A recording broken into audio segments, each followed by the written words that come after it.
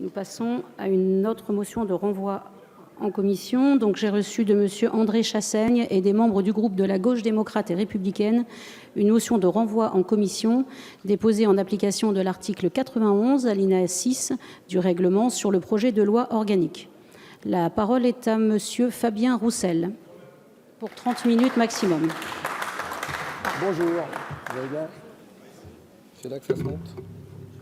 Voilà. Bien. Madame la Présidente, Madame la Ministre, Madame la Rapporteure, mes chers collègues, depuis des années, le rejet des Français envers les responsables politiques et la presse est massif. Cette défiance se manifeste par de la colère que nous ressentons tous sur le terrain, dans nos communes. L'exaspération générale se traduit aussi par une abstention toujours plus importante qui mine notre démocratie.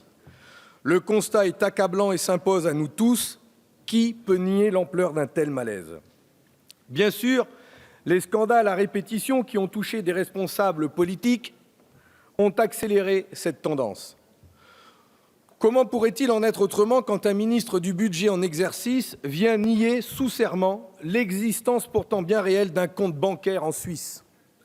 Ou quand les passerelles entre les milieux financiers et celui de la politique deviennent si poreuses que nos concitoyens ont le sentiment que chacun se sert et défend son intérêt particulier au détriment de l'intérêt général. Oui, sur ces questions, il est important d'agir clairement, sévèrement, et il faut envoyer un message fort aux Français sans pour autant donner le sentiment de réagir après chaque scandale. C'est pourquoi cette loi ne doit pas s'arrêter au milieu du gué et ne doit pas donner l'impression que des responsables politiques et des hauts fonctionnaires de l'État vont pouvoir continuer de s'affranchir de certaines règles de déontologie et de transparence. J'y reviendrai. Mais surtout, le fossé entre nos concitoyens et ceux qu'ils élisent grandit aussi au fil des ans, à cause des reniements successifs, des promesses non tenues, voire des mensonges pour se faire élire. À chaque élection, les plus grandes promesses sont faites concernant l'emploi, le pouvoir d'achat et pour une vie meilleure. Malheureusement, élection après élection, les majorités changent et se succèdent sans que l'immense majorité des Français ne voient leur vie s'améliorer. Pire, les politiques mises en œuvre servent d'abord une élite et le fossé entre nos concitoyens et leurs élus se creuse au même rythme que les inégalités grandissent. Alors, à quoi bon aller voter? À quoi bon s'intéresser à la politique? Car au final, c'est toujours les mêmes qui payent et toujours les mêmes qui profitent. Rétablir la confiance dans la politique, c'est peut-être s'interroger sur notre rôle, notre mission, et se dire que nous avons l'impératif devoir d'améliorer la vie des Français, de leur rendre leur pouvoir d'achat, de leur permettre de travailler, de vivre dignement, de pouvoir se soigner, apprendre, se cultiver normalement ou de pouvoir bénéficier d'une retraite paisible. D'ailleurs, le ministre des Comptes publics devrait faire attention quand il annonce à chaque fois qu'il prend la parole et à chaque fois avec passion pour dire que, grâce aux mesures qui sont prises actuellement, les ouvriers vont gagner 21 € de plus par mois. Parce que les annonces de ce week-end que nous avons tous entendues sur la diminution des aides au logement de 5 € par mois ou sur la fin des tarifs réglementés pour le gaz et l'électricité vont vite montrer que ce n'est pas la réalité. Et encore une fois, la déception sera grande. Et puis, dans nos circonscriptions, nous entendons aussi les Français nous dire « Mais de toute façon, vous, une fois là-haut, vous ne pourrez rien faire. C'est l'Europe qui décide de tout. » N'est-ce pas ça le plus grave? Cette loi doit aussi nous interroger sur notre rôle, notre mission, celle de député de la nation dont vous avez parlé, comme celle de tout élu. Avons-nous, en tant que députés, véritablement le pouvoir d'empêcher la fermeture d'une entreprise et de sauver les emplois concernés? Avons-nous le pouvoir réellement d'empêcher le recul de nos services publics dans nos communes et dans les communes rurales? Pouvons-nous empêcher une fermeture de classe dans une ville? Avons-nous le pouvoir de décider de nos choix budgétaires souverainement, sans être obligés de suivre les recommandations de la Commission européenne? Et la question de fond devient celle-ci. Hormis les questions sociétales, qui dirige aujourd'hui les grands choix de notre pays? Le monde politique et les élus de la nation que nous sommes? Ou bien les marchés, motivés par la seule notion du profit? Progressivement, nous avons abandonné au monde économique l'essentiel de nos leviers. Nous voyons bien que l'enjeu est de montrer aux Français que nous pouvons reprendre la main sur l'économie et redevenir souverains de nos choix en toute indépendance. Il faut impérativement remettre l'économie au service de notre pays, au service du développement humain. Cela implique de décider ensemble des choix budgétaires que nous souhaitons faire dans l'intérêt du plus grand nombre, des Français comme celui des peuples européens ou pour notre planète, pour la préservation de nos ressources naturelles. Dans une économie de plus en plus financiarisée, dans un monde en pleine révolution numérique, avec des géants qui vont de plus en plus contrôler nos vies et décider demain de ce que nous devrons lire, apprendre ou manger, la politique ne doit pas reculer. Au contraire, elle doit être plus que jamais le seul moyen de mettre les progrès au service de l'humanité, au service du plus grand nombre, pour nous permettre de vivre ensemble et heureux ensemble. Et il faut s'en donner les moyens. Les patrons de ces géants du numérique, font partie des 8 plus grandes fortunes au monde. Ces 8 grands patrons du numérique détiennent autant de richesses que la moitié la plus pauvre de la planète. Ils détiennent autant que les 3 milliards d'habitants les plus pauvres. Et ce sont ces multinationales qui bénéficient de l'optimisation fiscale avec l'accord de nos banques, sans scrupules et sans être inquiétées un seul moment. C'est bien pourquoi, à cet instant, Madame la Présidente, je souhaiterais interpeller le Président de l'Assemblée nationale parce que je trouve particulièrement scandaleux que l'Assemblée ait jugé irrecevables les amendements que nous avons déposés, les amendements 308 et 309, visant à pénaliser, à sanctionner celles et ceux qui encouragent ou incitent à la pratique de l'évasion fiscale. Ces amendements ont été jugés irrecevables au titre qu'ils n'auraient aucun lien, même indirect, avec aucune disposition de la loi sur la confiance de la vie publique. La confiance de la vie publique. Enfin, rétablir l'intégrité, l'honnêteté de la finance dans les milieux bancaires, tout cela n'aurait aucun lien, même indirect, avec le besoin de rétablir la confiance dans la vie publique. Madame la Présidente, c'est à vous qu'il revient, d'après le règlement, d'apprécier s'il y a un lien entre ces amendements et ce texte. Et donc, je vous demande de bien vouloir nous permettre de les défendre. Oui, il nous faut reprendre la main sur l'économie, sous peine de voir le fossé entre les Français et la politique se creuser de plus en plus. Il faut impérativement redonner du pouvoir à la politique au sens noble du terme. Nous avons tous les moyens pour cela, sans parler de nos richesses qui font de notre pays l'une des plus grandes puissances économiques au monde. Encore faut-il avoir cette volonté de ne pas laisser la finance contrôler notre économie et de prendre, élection après élection, une once de pouvoir en plus. L'ensemble des élus se trouve mis au banc des accusés depuis des mois, voire des années, à mesure des révélations de scandales. Tous les élus sont pointés du doigt pour la malhonnêteté d'une poignée d'entre eux. Les amalgames, la généralisation du tous pourris n'ont fait qu'amplifier le sentiment de rejet de la part de nos concitoyens. C'est un mouvement général qui d'ailleurs dénigre aussi les partis et leur rôle. À force de pointer du doigt les élus, les partis, les parlementaires, ne risque-t-on pas de fragiliser aussi toute la démocratie ? Pendant que les élus et les partis sont mis sur le grill, voire même que l'on doute de leur utilité, la finance étend sa toile et prend de plus en plus le pouvoir. Et selon le fameux proverbe chinois, quand le sage montre la lune, l'imbécile regarde le doigt. Alors que la démocratie est fragilisée, ne donnons pas le sentiment de s'attaquer aux élus alors que le problème est ailleurs. Et à cet instant, permettez-moi ici de saluer les 521 661 conseillers municipaux de France, dont 307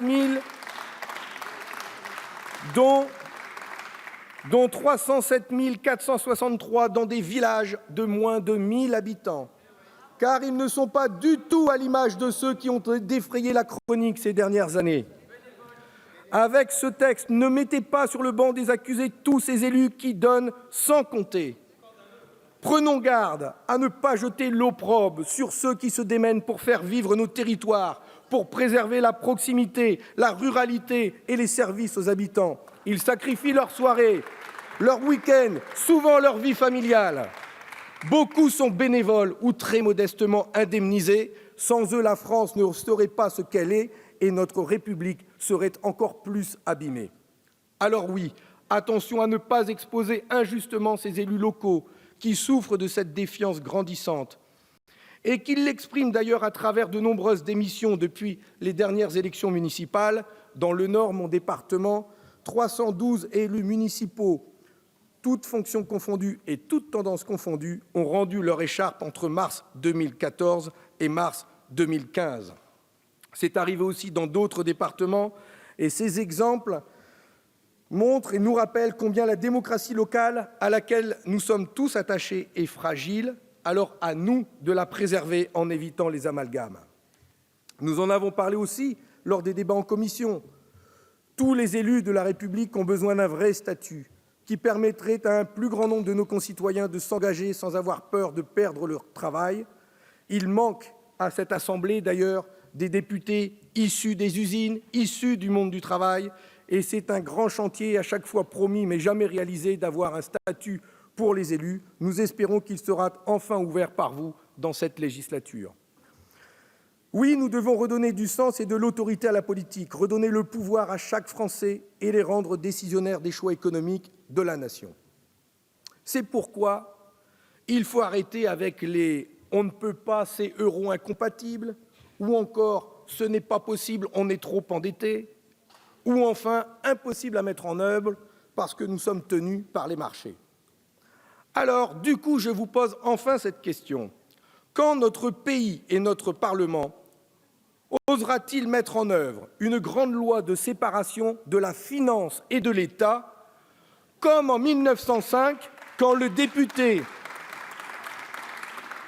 du même niveau qu'en 1905, quand le député Aristide Briand proposa la grande loi de séparation de l'Église et de l'État. Voilà un acte fort et courageux qui redonnerait du sens à notre engagement et confiance dans l'action publique, tout comme l'organisation d'une COP mondiale fiscale qui porterait le combat pour une plus grande justice fiscale à l'échelle mondiale. En attendant, avec ce texte de loi, il y a des mesures que nous pourrions adopter en séance et qui permettraient d'aller dans cette voie, comme par exemple mettre fin au fameux verrou de Bercy, ou encadrer sévèrement la pratique du pantouflage et mettre fin aux conflits d'intérêts qui entachent la vie politique et l'administration française. Voilà le chemin que nous devons suivre si l'on veut restaurer notre crédibilité et surtout redonner de l'espoir dans l'action politique. Permettez-moi de citer, puisqu'il y a beaucoup de citations, Danielle Mitterrand. Danielle Mitterrand qui a rappelé dans ses mémoires cet échange avec François Mitterrand peu de temps après la victoire de 81. Je la cite, c'est un dialogue. « Pourquoi maintenant que tu en as le pouvoir, ne fais-tu pas ce que tu avais promis ?»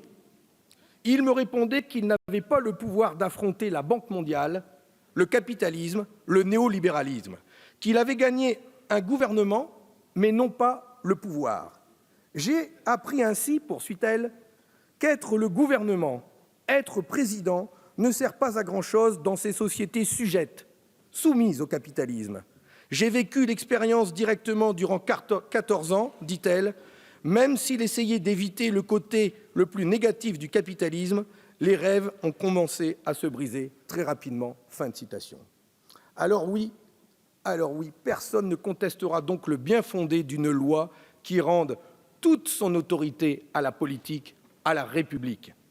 Et sans attendre, aujourd'hui, il faudra aller jusqu'au bout et ne pas donner le sentiment de protéger les intérêts des élites, car l'effet sera pire que de ne rien faire. Ces réserves posées, le texte que vous proposez aurait pu aller dans le bon sens. Interdire les emplois familiaux, s'interroger sur les réserves parlementaires et ministérielles, sur les moyens de fonctionnement accordés aux élus, améliorer la traçabilité des financements des partis politiques et des campagnes électorales, donner un statut aux collaborateurs parlementaires et notamment leur permettre de passer les concours internes de la fonction publique, toutes ces pistes méritent d'être explorées et enrichies. Nous ferons donc des propositions dans ce sens lors de nos débats. Car nous devons aller plus loin. Le Sénat avait d'ailleurs enrichi le texte dans de nombreux domaines, à commencer par celui des emplois familiaux. Peut-être devrions-nous préciser ici que le problème est davantage celui des emplois fictifs et comment définir ce lien direct introduit dans la loi qui interdira désormais à un parlementaire de recruter un proche. Ce qui compte, c'est quand même de fournir un véritable travail quand une rémunération est prévue par la loi. De même concernant la réserve parlementaire. Enfin, on parle ici des 146 millions que les 348 sénateurs et 577 députés peuvent attribuer dans leur circonscription ou leur département. Franchement, on parle de quoi? 146 millions, c'est une paille à côté des 9,6 milliards que les collectivités ont perdus ces dernières années et des 13 milliards qu'elles vont perdre demain. Alors, où vous rétablissez ces dotations? Et on ne parlera plus de la réserve parlementaire.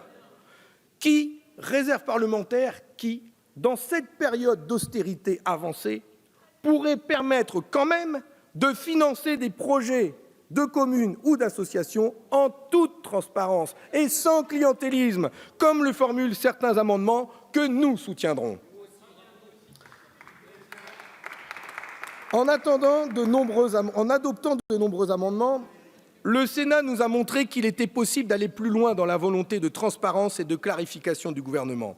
Notre groupe a d'ailleurs soutenu cette démarche positive et volontariste, partagée, il faut le souligner, par quasiment tous les groupes. Pourtant, sans aucune explication, le gouvernement a balayé ces avancées. Alors qu'en commission, la plupart des groupes étaient d'accord pour soutenir les amendements du Sénat, le gouvernement nous a imposé de se mettre en marche arrière, notamment sur un sujet, véritable serpent de mer de notre vie politique, puisqu'il s'agit du fameux verrou de Bercy. Alors parlons-en. Tout simplement, avec le verrou de Bercy, on parle de la délinquance financière. Et derrière cela, bien sûr, de la lutte contre la fraude fiscale. En matière de transparence, voilà un sacré sujet quand même. Et c'est aussi une bataille cruciale pour notre pays, puisque le manque à gagner pour notre budget varie chaque année entre 60 et 90 milliards d'euros, soit, il est important de le rappeler, à chaque fois l'équivalent de notre déficit public, 71 milliards. Mais enfin, revenons sur le sujet qui nous concerne, le verrou de Bercy. Le verrou de Bercy, c'est l'outil du ministre de l'Économie et des Finances qui lui permet d'être le seul à pouvoir accepter, mais le plus souvent à empêcher, que la justice se saisisse d'une affaire de fraude fiscale. Et pour citer le célèbre ministre du Budget qui avait un compte non déclaré en Suisse, il était le seul à pouvoir se poursuivre et transmettre son dossier à la justice. Et il a fallu les révélations de la presse et de Mediapart pour que la vérité éclate. On comprend mieux ainsi la perversité de ce système qui protège les contribuables les plus riches, dont des responsables politiques. Comment peut-on encore défendre cette pratique sur des affaires aussi graves? Comment nos concitoyens peuvent avoir confiance dans une majorité qui défend de telles prérogatives comme si elle voulait se protéger, alors que la grande majorité des contribuables, la très grande majorité des contribuables, eux, n'ont pas le loisir de négocier ou de discuter quand le fisc les rattrape. Il ne peut pas y avoir deux justices selon que vous êtes puissant ou misérable, il ne doit y en avoir qu'une et la même pour tous. Dans cette bataille, la création d'un parquet national financier doté d'un certain nombre de prérogatives a représenté une des avancées les plus significatives du droit au cours de ces dernières années, il faut le souligner. Mais il y a l'article L. 228 du livre des procédures fiscales qui fait de la Commission des infractions fiscales, on en a parlé, la CIF, la seule autorité en matière de fraude fiscale. Et cette fameuse commission de Bercy, la CIF, placée sous l'autorité directe du ministre de l'Économie, est la seule qui peut décider de transmettre le dossier à la justice pénale. Voilà le pouvoir de Bercy, voilà le verrou de Bercy. Ce régime d'exception, condamné par tous les professionnels du droit et du chiffre, à commencer par la Cour des comptes, doit prendre fin. Le maintenir aurait un effet désastreux au regard de ce que le projet de loi prétend restaurer, la confiance dans l'action publique et donc dans le respect de l'équité. Ce fameux verrou de Bercy, les parlementaires l'ont déjà fait sauter à plusieurs reprises ces dernières années, 2 fois sous François Hollande et dernièrement au Sénat. Mais à chaque fois, à la dernière minute, sous la présidence de Hollande, le gouvernement l'a rétabli, ici, à l'Assemblée nationale. Alors, qu'est-ce qui se passe ici? Sous quelle influence? Qui veut garder la main pour protéger les siens? Alors, mes chers collègues du groupe majoritaire, je vous interroge. Allez-vous, vous aussi, accepter si facilement de vous plier à votre tour à Bercy? C'est maintenant qu'il faut montrer que ça change. Parce que sur les bancs des différents groupes de cette Assemblée, on l'a vu en commission, il y a eu une sorte de quasi-consensus pour faire sauter ce privilège d'un autre temps. Des républicains aux communistes, nous sommes presque tous d'accord. Ce verrou n'attend plus que vous pour sauter. Faites-le et nous serons tous avec vous, à vos côtés, pour reprendre cette Bastille. Parce que nous sommes persuadés, à l'inverse de Bercy, que le pouvoir judiciaire a au moins autant de capacité à faire rentrer l'argent que des arbitrages rendus dans le secret des bureaux, si c'est ça l'explication. C'est autant une question d'efficacité que de transparence. Et l'exigence est la même dans la lutte contre le pantouflage et son cortège de conflits d'intérêts. 1 millier de fonctionnaires d'État par an sont concernés par le pantouflage, c'est-à-dire par le fait de passer du secteur public au secteur privé. Il n'y a rien de mal à ce que des passerelles existent entre le privé et le public. Au contraire, l'un et l'autre pouvant s'enrichir des expériences de chacun. Le problème naît quand il y a un conflit d'intérêts, quand l'intérêt particulier domine et prime sur l'intérêt général.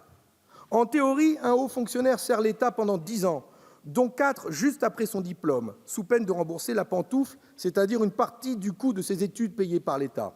Mais dans la pratique, les délais pour pantoufler sont de plus en plus courts, et spécifiquement pour certains corps de l'État, comme les inspecteurs des finances. Alors, il convient de renforcer la législation et faire en sorte que ceux qui ont bénéficié de nos grandes écoles publiques servent ensuite l'État comme prévu par la loi. Et dans le cas contraire, les sanctions doivent être plus importantes que prévu.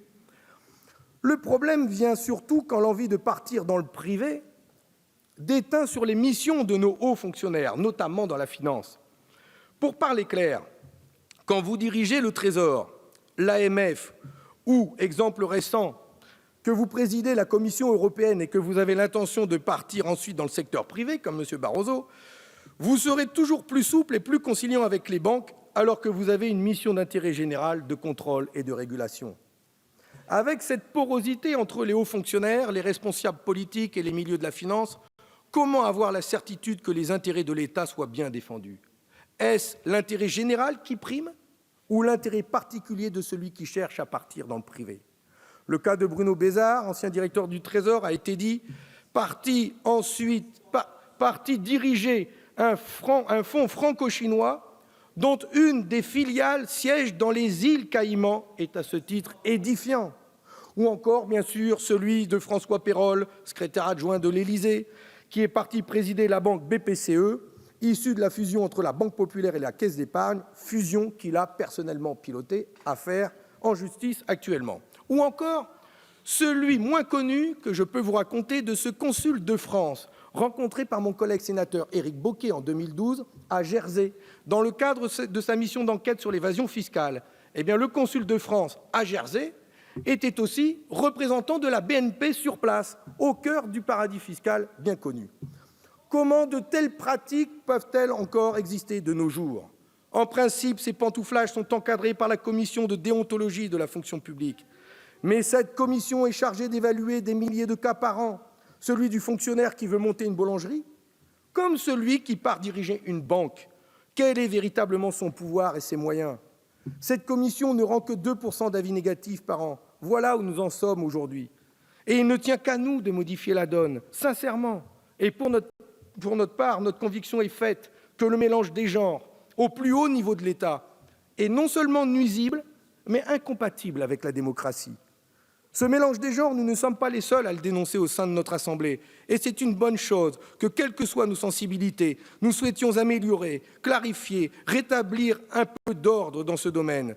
Protégeons en même temps les lanceurs d'alerte. Travaillons avec les ONG très compétentes dans ce domaine, comme le CCFD ou Oxfam.